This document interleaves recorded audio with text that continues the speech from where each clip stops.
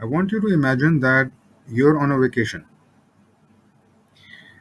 You go to a strange country far, far away, and there you're accused of a crime which you did not commit. And because of this confusion, you're thrown in jail. Now, the laws of that country allow you to defend yourself, but only with a written letter of about 1,000 words, and you will not be heard in person. The only way to get out of this jail is to impress the judge with the force of your arguments through that letter. Your letter is your only chance to make all your arguments and reply to the arguments of the opposition who wants to punish you. Now, what kind of letter will you write? Will you try to anticipate the arguments of the opposition beforehand and make your case point by point, considering that this is the only chance which you will get to say what you have to say? Or will you talk about anything else in your letter other than your defense? The point that I'm trying to make is that this is essentially the kind of situation that you will face in your essay exam with the topics that you've chosen. You can think of the UPSC examiner as the judge that you have to please. A good essay is a well thought out argument which is filled with points and relevant examples. In this video, I want to tell you about what the UPSC wants in an essay and how you can score really well in this paper. Lucky for you, what the UPSC wants is not a secret. The UPSC in their annual notification are very clear about it. Take a look at this passage from the notification of 2020 in which the commission says that candidates may be required to write essays on multiple topics. They will be expected to keep closely to the subject of the essay, to arrange their ideas in orderly fashion, and to write concisely. Credit will be given for effective and exact expression. As you can see, the UPSC is saying a number of different things. There are multiple things which are being asked of you, as I've highlighted. Basically, if your essay takes care of all these things, then you will end up getting really good marks. Let's look at what these are one by one. The first one is multiple choices. And this means that there may be more than one essay for you to write. Um, Given the fact that the time of the examination is 3 hours and you have to write more than one essay, sure enough, during the previous years, the question paper contains 8 topics usually, out of which you have to pick 2 topics and you have to write a 1,000 to 1,200 word essay on each. Now, what this means for you is that managing time will be made more difficult. 2 essays means twice the time doing rough work. It means twice the time thinking about different points to write. It means twice the time revising and two entirely different topics to write and think about, all within those 3 hours. More choices also mean that you'll take twice the time deciding and picking the right topics out of all those 8 topics, which can be very painfully confusing, especially in a timed exam. So, which topics will you choose? How will you choose them? You're sitting in the examination hall, which is faced with these 8 choices, which all seem more or less familiar. So you may pick one topic which you feel you know, and you start writing about it.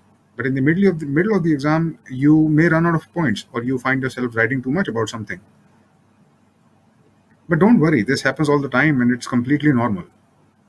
And it will not happen to you because all of this has been made super easy in this course. You will glide through these challenges easily by the time you finish this course. And we'll talk about time management and dealing with these choices in detail in the next lecture. The second thing which the UPSC wants is that you will be expected to keep closely to the subject of the essay. Pay attention to the fact that keeping closely to the topic means that everything which you'll write in your essay, all those 1,000 words, should contribute to the arguments in your topic. Remember that jail in the foreign country and that judge who does not listen to emotional appeal, and he's given you the chance to explain your position in 1,000 words. You don't want to waste your precious words on something which is not important. Keeping closely to the topic means that your argument should be directed straight at the topic. It means that the examples which you use should be relevant to the topic and should add value. But this is not always easy to do. Let's take an example from the previous year question paper of the UPSC, question which has been asked in the civil services exam of 2018. One of the essay topics was technology cannot replace manpower.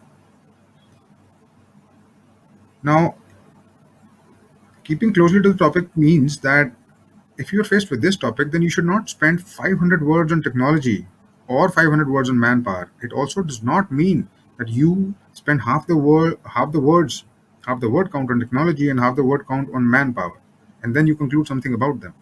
The essay is not about technology. It is not about manpower. The essay is about the relationship between these two things and the tension in that relationship. In your essay, you should focus on the relationship which is posing a question to you. Can technology replace manpower? If so, should it replace manpower? If not, then why not? Keeping closely to the subject means that you address the central questions or issues in the topic. It's easy to stray away from the topic when you're writing and a flow develops.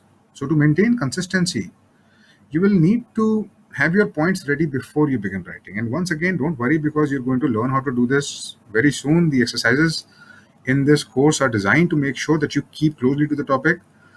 You will learn intelligent rough work, structured brainstorming, deconstruction, and very, very helpful and powerful techniques, which will make sure that you glide through these challenges. The third thing mentioned in the UPSC notification is that you are expected to arrange your ideas in an orderly fashion. This is all about your reader and the experience that your reader is having. Your reader should find it easy to read. It should be as if you're moving from one part of the essay to the next in some sequence. Remember the judge, you want him to have an easy time while reading your essay. And you can do this by something called flow and structure. And just to illustrate that, imagine that you're on an island and you have to build a hut. What is the first thing that you'll do? You will find some pieces of wood and you will give it a solid skeleton. This skeleton represents the structure of the essay. And just like in the hut, you use pieces of wood, you will divide your essay into three parts: the introduction, the body, and the conclusion. The introduction is where you will introduce the topic and let the examiner know that you have understood the crux of the matter. The body is that part of the essay which will contain all your main arguments and examples. Remember that there are two sides to an argument and you should cover both. The conclusion is where you will emphasize your side of the argument one last time before signing off. And we will talk about these in a lot of detail in the coming videos. But for now, understand that what flow means is that your essay should connect from one part to the next in some kind of a logical manner. When you move from the introduction to the main part or from the body to the conclusion, it should seem like it is all connected, like you see in this example. If you look to the left, you can see that the essay is divided into parts. This is what I mean by the structure. These parts connect to each other. The points in the parts also connect with each other. This unbroken chain of logical reasoning is called flow. Now, flow and structure are inbuilt in the techniques and the exercises of this course in the essay generation algorithm or the SLGO technique, which you will learn in upcoming modules. You will learn a very powerful technique which will ensure that the flow and structure in your essays and answers will remain unbroken. Once you've learned this, you will be able to use it to write any essay.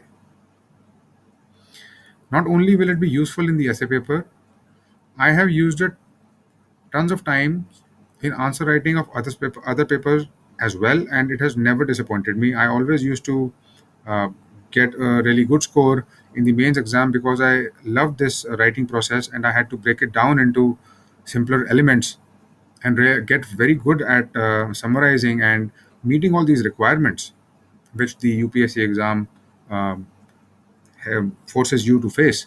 And in the process, I came up with these ideas and these techniques which I've used extensively, which I have tried to inculcate in this course, which I am hoping that um, you will be able to pick up on and use them to really boost your score. Now, the fourth thing, which is mentioned in the UPSC notification, is that you should not use unnecessary words and sentences. Writing concisely means that you should avoid repetition. It also means that you should not try to spread out your essay by repeating the same points or by extending a single point by using more words to fill the space and to meet a respectable word limit. So, how many words do you need for one essay to achieve conciseness? If the essay is 1,000 words long, and the introduction and the conclusion they take up 30% of your words, then you're left with about 700 words to build the body of your essay. And basically, all this calculation leads to the fact that you need about 12 to 14 points to write a 1,000 word essay, which is written concisely. Needless to say, in order to do this, you will have to begin. You will have to have your points ready before you begin writing. And again, there is no need to worry because the essay generation algorithm is in the upcoming modules will take care of this, and you will never run into a problem like this. You will always have more than enough points, and you will have the sequence of those points ready in front of you while you're writing your essay exams. The last thing that's mentioned in the UPSC notification is exact and effective expression. Did you notice that I've not mentioned anything about you having to remember facts and data, or having to use flowery language and elaborate language? This is because it's not needed. The UPSC wants your language to be straight and effective. Simplicity is the key, and it will fetch you marks. And here's an example to illustrate that. This is Ralph Waldo Emerson, who wrote a very famous series of essays, which are called Self-Reliance. Self-Reliance is one of the essays. I am reading out a passage from uh, Self-Reliance, and trying hard not to sleep while I read this out. It says, "These are the voices which we hear in solitude, but they grow faint and inaudible as we enter into the world. Society everywhere is a conspiracy against the manhood of every one of its members. Society is a joint stock company in which the members agree for the better securing of his breed. To each shareholder to surrender the liberty and culture of the eater. The virtue in most request is conformity. Self-reliance is its aversion. It loves not realities and creators, but names and customs." Now, that is exactly what you must not do in the UPSC exam. That is an example of the opposite of conciseness. It was not simple to read, it was difficult to understand. Emerson was using a lot of metaphors and analogies. That was probably a good way to write in the 19th century, in 1841, but not now, and certainly not in this exam. Your answers and your essays should be simple, crisp, and to the point. What was Emerson trying to say? What would be the simplified version of it? In all those jumbles of words and long sentences, the only point that Emerson was trying to make can be said in the following words: Society forces its members into conformity, and we should try to maintain our independent thinking despite this pressure. This is all that he was trying to say. So, to recap, you have to please this judge to get out of jail. To get out of jail, he does not like emotional appeal, or repetition, or disorder. He does not like digression or complicated language. So your essay answers should have logic, concrete examples, short, crisp arguments, and simple language. I hope this was helpful, and I'll see you in the next video.